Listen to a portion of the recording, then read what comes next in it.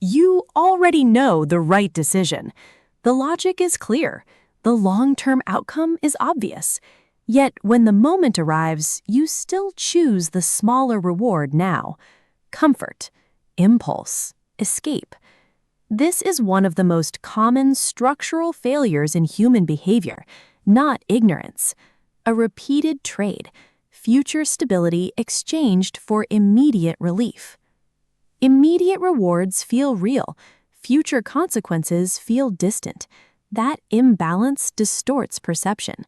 The present carries emotional weight, the future feels abstract, so the brain keeps prioritizing now. The danger is not one decision, it is the repeating pattern underneath it. Small choices accumulate quietly, the system erodes slowly. People understand the action, but not the structure controlling it. This is where most people freeze. But at Solver Studio, we go to our toolkit, the Solver 6.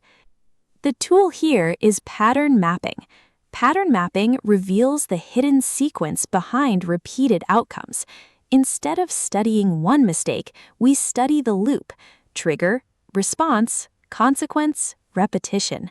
The goal is insight, because once the pattern becomes visible, the behavior stops feeling random. We can finally see where the trade keeps happening. The first step is isolating the cycle. Map a moment where immediate reward overrides long-term logic. What triggered it? Stress, fatigue, environment, emotion? The impulse is usually predictable. The goal is observation, not judgment. We are mapping the structure. Next, calculate the cumulative cost. Most people evaluate one decision at a time. Pattern mapping forces a longer horizon. If this repeats every week for a year, what does it cost? Money, health, focus, trust, stability? The future stops feeling abstract once repetition becomes visible. The problem is not one bad choice. It is a system designed to repeat the same choice indefinitely. Finally, identify the leverage point. The earlier the intervention, the easier the control. Do not fight the impulse at peak intensity. Interrupt the conditions creating it. If stress triggers the behavior, the leverage point is stress reduction before the trigger appears. Pattern mapping reveals something important. Control exists at the system level, not the temptation level. Pattern mapping turns repeated failure into visible structure. First, isolate the trigger cycle. Second, calculate the cumulative cost. Third, identify the earliest leverage point. The framework replaces self-blame with structural clarity.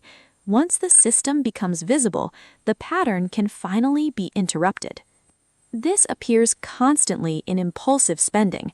A purchase feels small and justified in the moment, so the person treats it as isolated, but the loop keeps repeating. Pattern mapping exposes the structure: stress, late-night fatigue, easy online access, instant reward. Then the cumulative cost gets measured across months or years. The leverage point is not resisting checkout, it's redesigning the system earlier. Waiting periods, purchase friction, automated delays. The structure changes first, then the behavior follows.